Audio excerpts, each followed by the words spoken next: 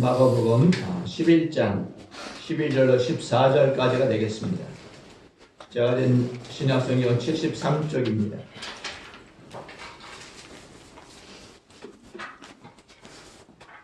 마가복음 11장 12절로 14절 함께 한 목소리로 12절로 14절 봉독하도록 하겠습니다.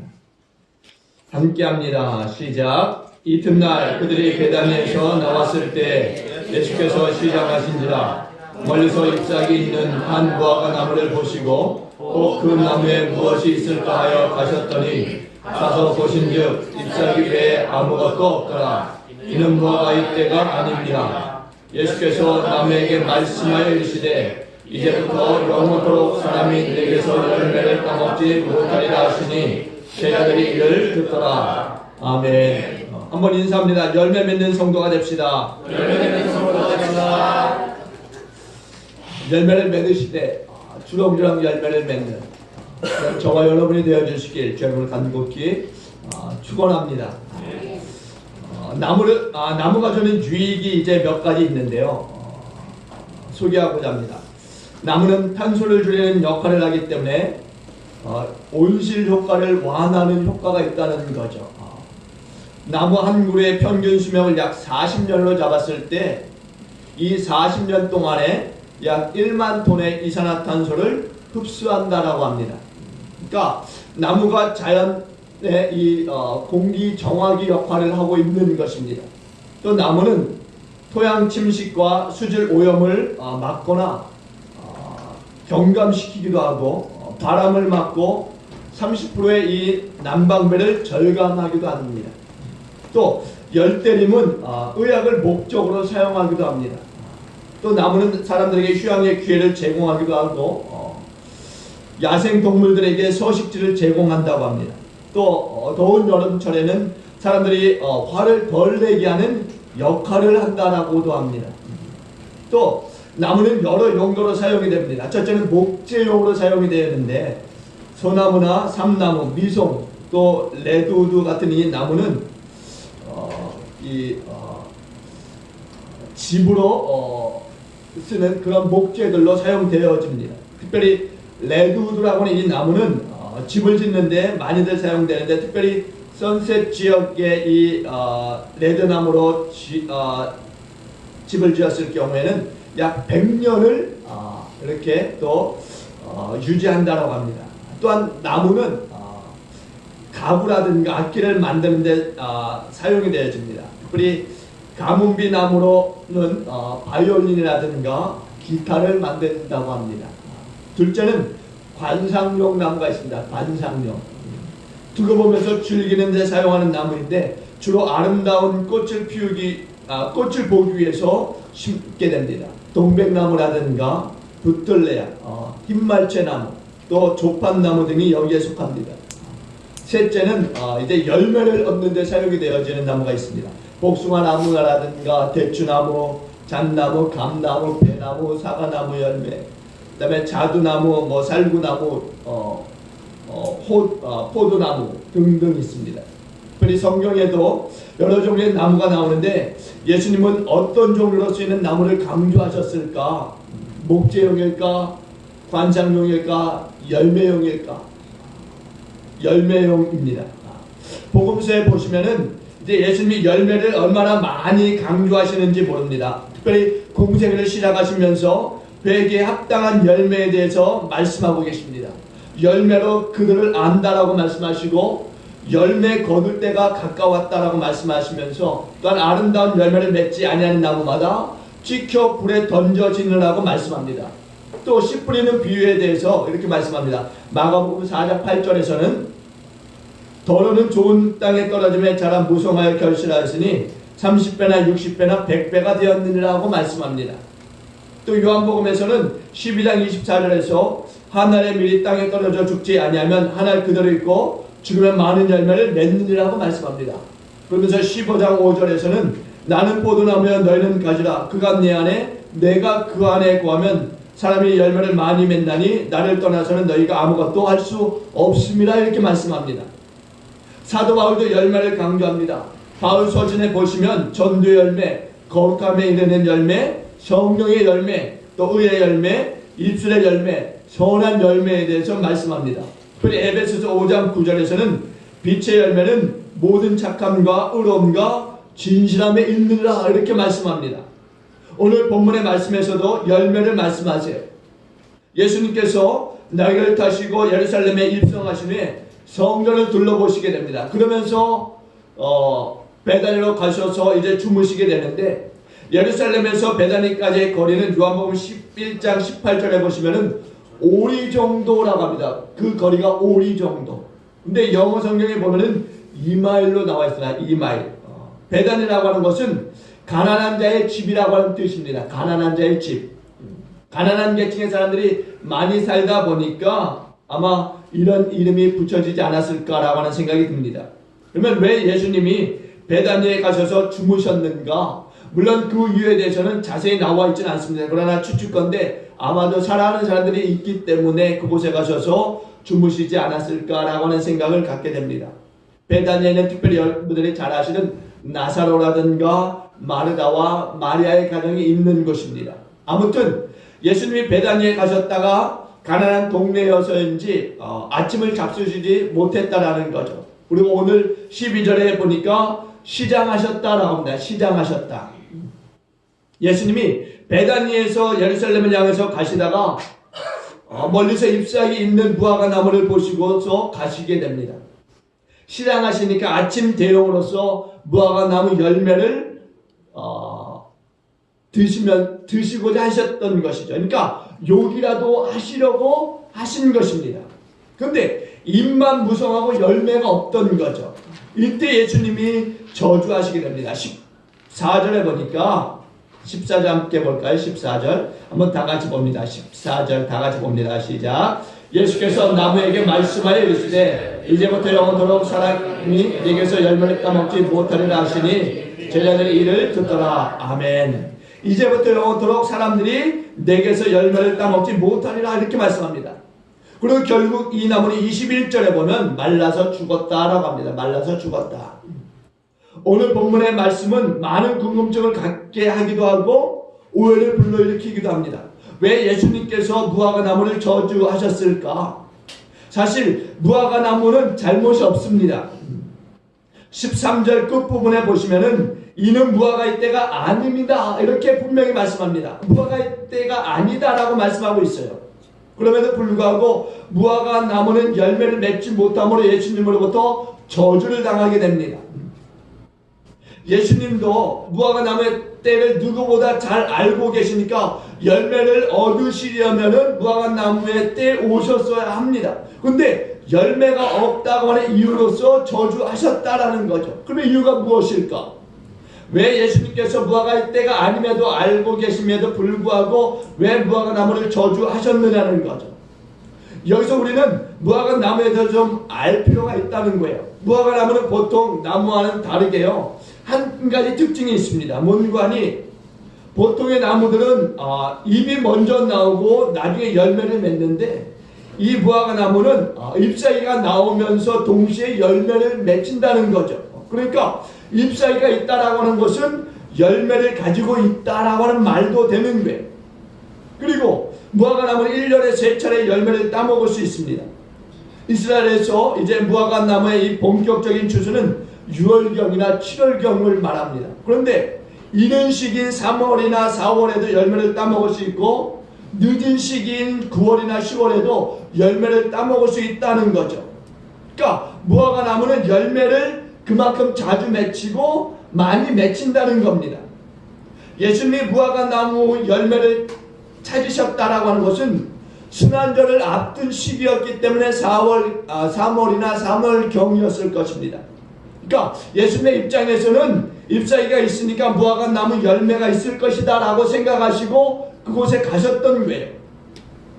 3, 4월쯤 되었으니까 일찍 이제는 이 열매가 있을 것이다 라고 생각하시고 가셨던 거죠. 기대하셨던 거예요. 그런데 예수님의 기대가 무리는 아니었음에도 불구하고 이 무화과 나무에는 열매가 없었다라는 겁니다. 여러분, 말씀드린 바와 같이 3월과 4월경에도 열매가 맺히는 나무들이 있었던 거예요. 그런데 질기 상식적이었고 정상적이었던 예수님의 이 생각에 이 나무는 열매가 없는 나무로 있었다는 거죠. 13절에 보니까 무화과의 때가 아니라고 하는 이 말이 본격적으로 열매를 출수할 시기가 아니다라고 하는 의미를 갖고 있습니다. 여러분 생각해 보세요. 본격적으로 열매를 맺지 않지만은 3월이나 4월경에 9월이나 10월경에 열매를 따먹을 수 있는 그런 나무들이 많이 있었다는 거죠. 그럼에도 불구하고 이 나무는 무화과 열매를 전혀 맺지 않고 있었다는 거예요. 그러면 오늘 본문이 주는 이 메시지는 무엇이냐는 거죠. 열매 없는 이스라엘을 심판하시고자 하시는 예수님의 마음이 들어있다라는 거죠. 성경에 보시면은 이스라엘 민족을 상징하는 이 나무가 두 종류가 있습니다. 첫째는 포도나무, 둘째는 무화과 나무예요. 본문에는 무화과 나무를 사용하시는데 당시 이스라엘 백성들의 이 신앙생활이 어떤 상태였느냐, 바로 잎사귀만 무성한 열매 없는 무화과 나무와 같다라는 거죠. 하나님께 예배는 드리지만 내용이 없는 예배를 드리고 있었다는 겁니다. 이스라엘 백성들의 이 신앙 상태를 말해주는 이 부분이 오늘 뒤에 계속 뒤따르게 되는데, 11절에 보시면은 예수님께서 전날에 예루살렘에 올라가셔서 성전의 모든 것을 둘러보셨다라고 했습니다. 그리고 15절에는 다시 예수님께서 예루살렘에 들어가셔서 성전으로 들어가시게 되는데 일반인의 이 상식을 초월하는 어처구니 없는 모습들을 보게 되셨던 거예요. 15절로 17절에 보니까 이렇게 말씀합니다. 제가 봉독해 드릴게요. 그들이 예루살렘에 들어가니라. 예수께서 성전에 들어가서 성전 안에서 매매하는 자들을 내쫓으시며 돈 바꾸는 자들의 상과 비둘기 파는 자들의 의자를 둘러보시며 아무나 물건을 가지고 성전 안으로 지나다님을 허락하지 아니하시고 이에 가르쳐 이르시되 기록된 바 내 집은 만민이 기도하는 집이라 청함을 받으리라 하지 아니하였느냐. 너희는 강도의 소를 만들었도다 하시매라고 말씀해요. 일명 성전 정화 사건이라고 하는데요, 예수님께서 이제 예루살렘의 이 성전을 보시고서 이 성전이 완전히 변질되어진 것을 보시는 거예요. 성전은 하나님께 예배드리는 곳인데 시장터가 되어져 있었던 거죠. 예수님 당시에도 하나님께 예배를 드리면서 소나 양이나 염소 또는 비둘기와 같은 이 제물을 드렸던 거예요. 근데 이 제물은 돈을 주고 사는 것이 아닌데도 불구하고 인본주의라든가 합리주의와 편리주의가 이게 들어가서 상인들이 그 성전 가운데 생겨지게 된 거죠. 외국에서 오는 사람들은 특별히 외국 돈으로 헌금을 하면 안 되니까 자연히 환전소가 생기게 되었습니다. 이러한 일이 점차적으로 확대되면서 성전 안으로 들어오기 시작했던 거예요. 이것이 바로 이권이 개입되기 시작한 것입니다. 특별히 제사장과 상인들이 거래를 하기 시작했다라는 말이에요.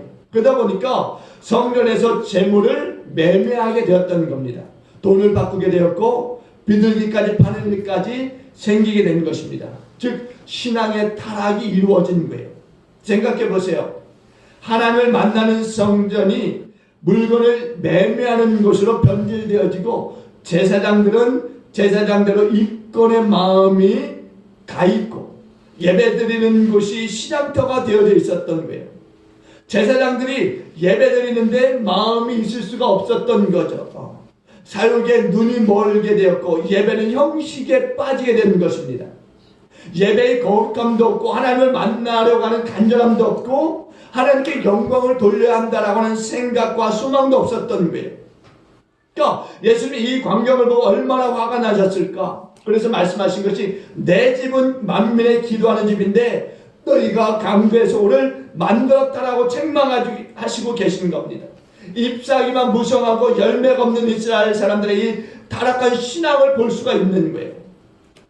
껍데기만 남아있는 신앙생활, 이것을 예수님의 눈으로 확인하는 장소가 바로 성전이었던 곳입니다. 여러분, 오늘 우리는 이 말씀을 통해서 깨달아야 될 중요함이 있어요. 예수 믿는 사람들은 열매를 맺어야 된다는 거죠. 무화과 나무는 집을 짓는 건축용으로 쓰이는 나무가 아니라는 거예요. 땔감용이라든가 관상용으로 쓰이는 나무가 아니라는 거죠. 꽃을 보기 위해서 존재하는 것도 아닙니다. 무화과 나무는 열매를 맺기 위해서만 존재한다라는 거죠. 무화과 나무에 열매가 없으면 아무런 가치가 없고 존재 의미도 없다라고 하는 말이에요. 예수 믿는 사람들의 목적이 무엇입니까? 하나님께 영광을 돌리는 것입니다. 하나님이 기뻐하시는 열매를 맺어서 주님께 영광을 돌리는 것이 성도의 가치와 성도의 존재 목적입니다. 요한복음 15장 8절에 보니까 너희가 열매를 많이 맺으면 내 아버지께서 영광을 받으실 것이요 라고 말씀해요. 우리는 예수 믿으면서 부자 되는 것이 목적이 아닙니다.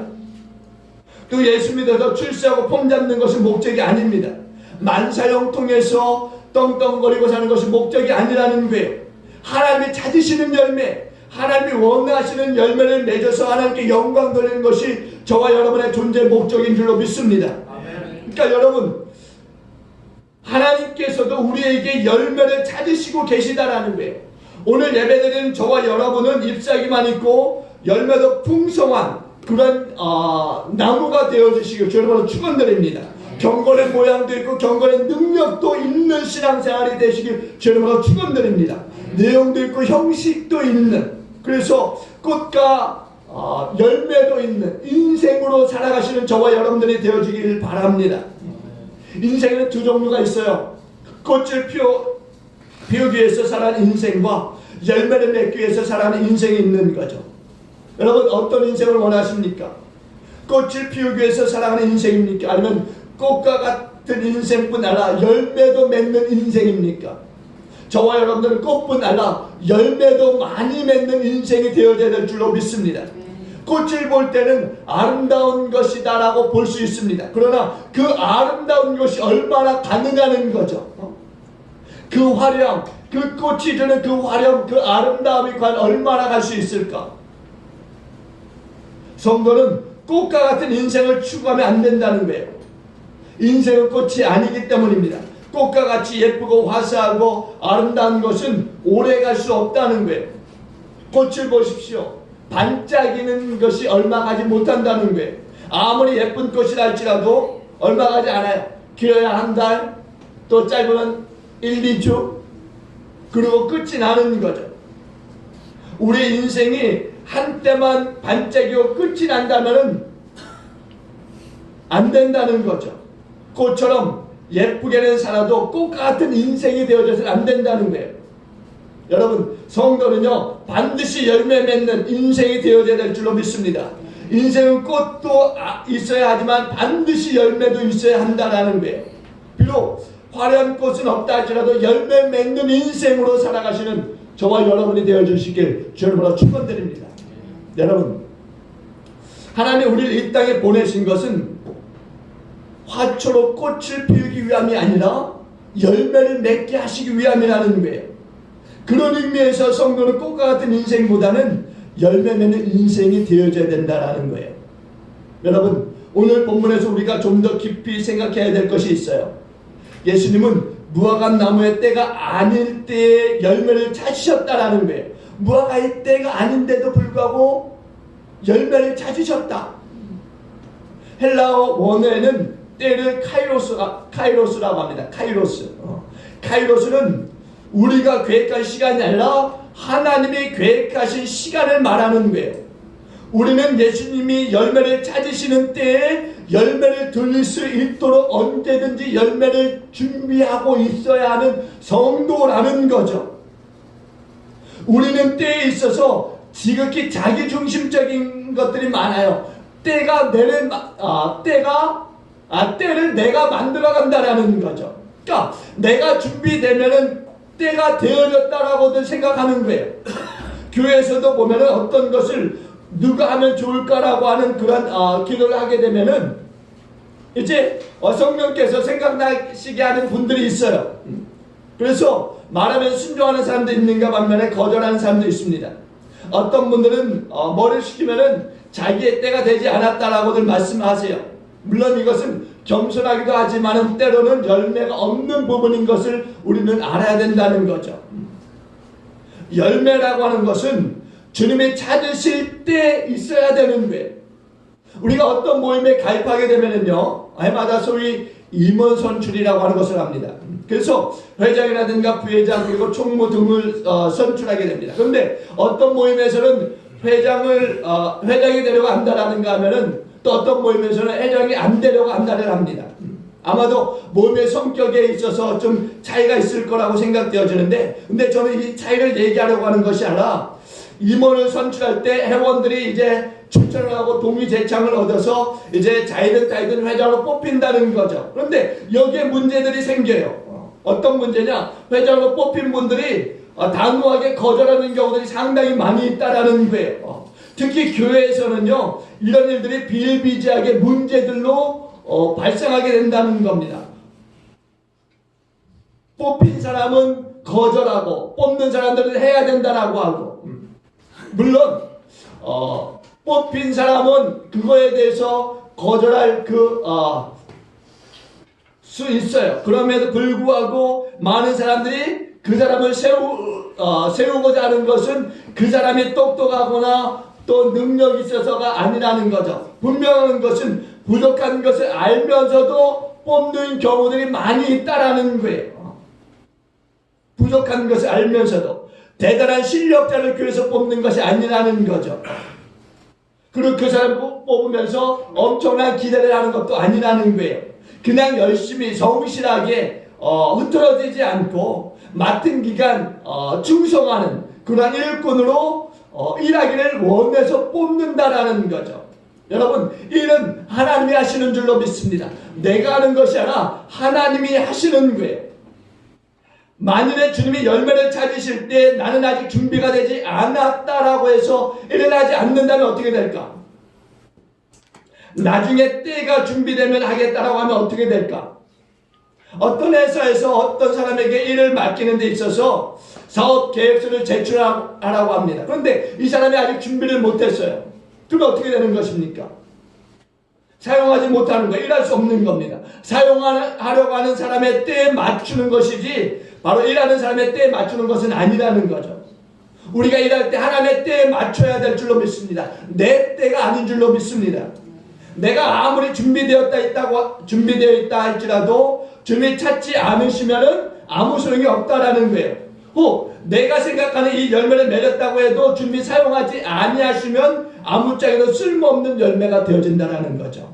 중요한 것은 바로 주님이 원하시는 때에 주님이 찾으시는 열매를 맺어야 될 줄로 믿습니다. 때와 기한은 내 기준이 아니라 바로 주님이라는 거죠. 주님이 기준이 되어져야 한다는 거예요. 마태복음 25장에 보시면 열처녀의 비유가 나옵니다. 미련한 5처녀와 슬기로운 5처녀가 등장하는 거죠. 그런데 미련한 5처녀는 등은 가지고 있는데 기름이 준비되지 않았어요. 지혜로운 5처녀는 등도 가지고 있으면서 또한 기름도 가지고 있었습니다. 시간이 흘러가요. 처녀들은 신랑이 자기들이 생각하는 시간에 올 줄로 알았는데 더디 온다라고 말씀하고 더디 온다. 그러면서 기다리다가 졸기도 하고 이제는 잠이 들어버렸어요.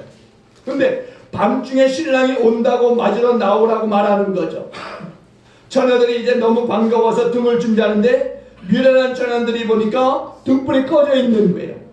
그래서 지혜로운 처녀들에게 다가가서는 기름을 좀 나누어 달라 이렇게 이야기합니다. 그러자 지혜로운 5처녀들이 말하기를 우리가 쓰기에도 부족하니까 빨리 가서 사오라는 거예요. 그래서 미련한 5처녀가 이제 기름을 사러 갑니다. 그런데 그때 신랑이 들이닥쳤다라는 거죠.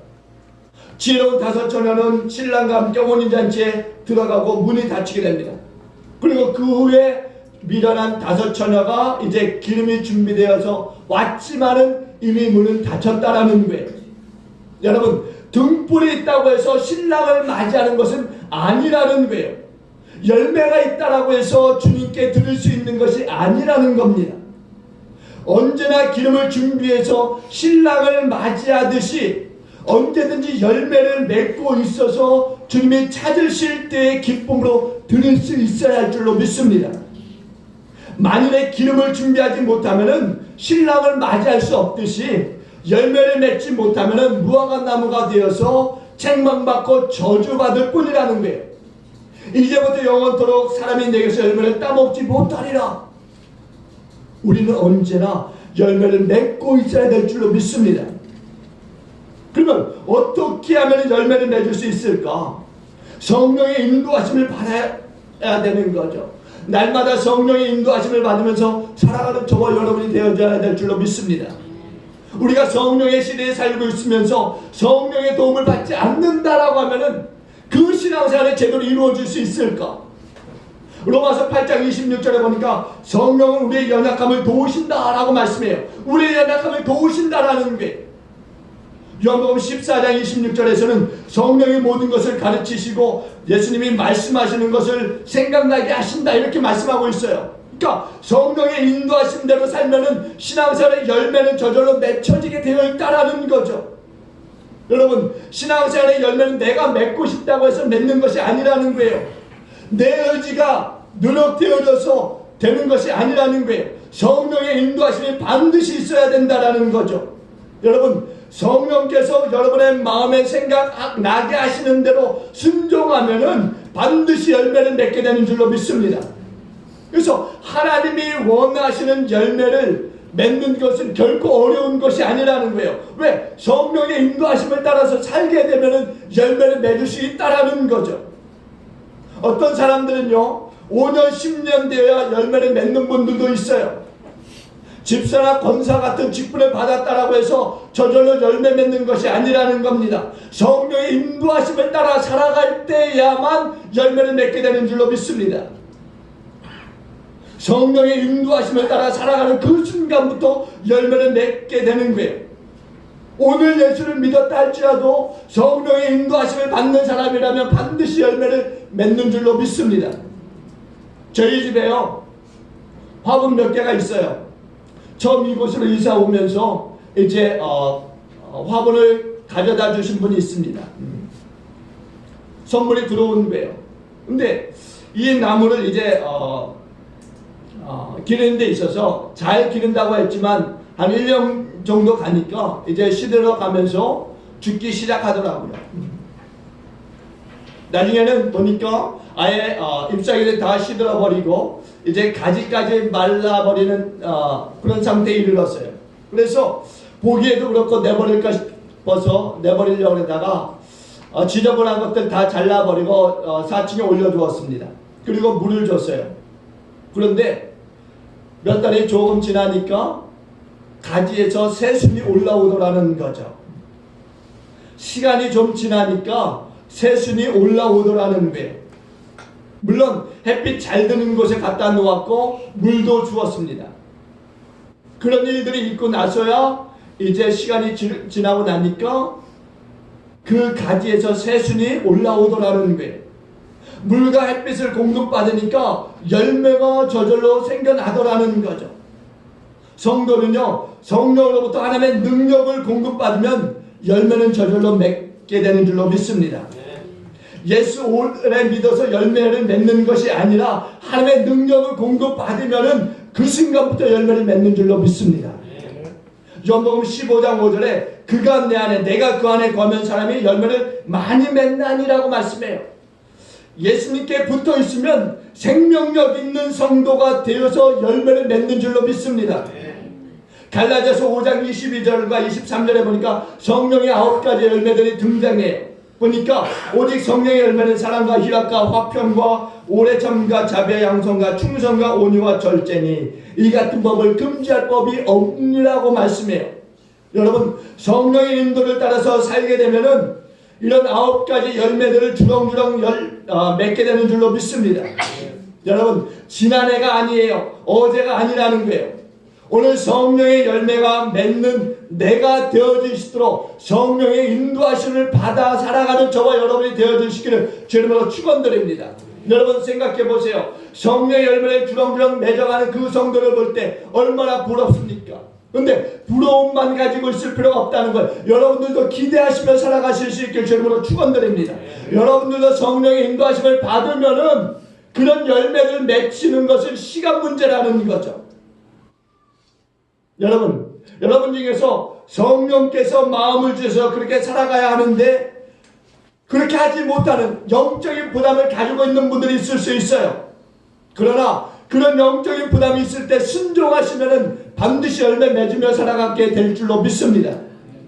성령께서 주시는 이 거룩한 부담에 믿음으로 응답하면은 반드시 열매를 맺게 될 것입니다. 성령께서 여러분에게 성령의 열매를 맺게 하시기 위해서 감동을 주시는 거예요. 그러면 거기에 순종하고 따라갈 때 역사하시는 거라는 거죠. 여러분, 인생의 성공과 실패를 논하고 싶지 않습니다. 그럼에도 불구하고 반드시 우리는 열매를 맺어야 된다라는 거예요. 잎사귀만 무성한 무화과 나무와 같은 인생이 아니라 열매 맺는 무화과 나무가 되어져야 될 줄로 믿습니다. 열매가 풍성한 나무, 그래서 주님이 찾으실 때 언제든지 그 열매를 들을 수 있는 그런 나무가 되어져야 될 줄로 믿습니다. 여러분, 여러분의 인생이 어떤 인생으로 살아가고 있느냐, 정말 하나님이 찾으시는 열매를 맺고 있느냐, 혹 열매 없는 무화과 나무이냐. 이 시간 다시 한번 우리가 본문의 말씀을 통해서 열매 맺는 인생을 살아가는 그런 인생으로 바뀌어져서 날마다 주님이 찾으실 때 기꺼이 그 열매를 들을 수 있는 그런 저와 여러분의 삶이 되어지고 신앙생활이 되어지시기를 주님으로 축원을 드립니다. 정말 꽃만 있는 게 아니라 꽃이 지고 열매를 맺어서 그 열매로 하나님을 기쁘시게 하는 그런 저와 여러분의 삶이 되어질 수 있기를 간절히 주의 이름으로 축원을 드립니다. 기도합니다. 주신 하나님 감사합니다. 열매 맺는 인생으로 살아가기를 원나오니 성령이며 우리의 가는 길을 인도하여 주옵소서. 참으로 하나님께서 찾으시는 때 열매를 기꺼이 들을 수 있는 그런 신앙생활 할 수 있도록 주님 인도하여 주옵소서. 주님, 이 자리에 모여있는 모든 심령들의 성령을 부어주시어서 성령의 인도하심을 따라 살게 하여 주시고 또 그 안에서 열매를 맺어서 하나님을 기쁘시게 하는 신앙생활 되게 하여 주실 줄로 믿습니다. 감사드리며 예수님 귀하신 이름으로 축복하며 기도합나이다. 아멘.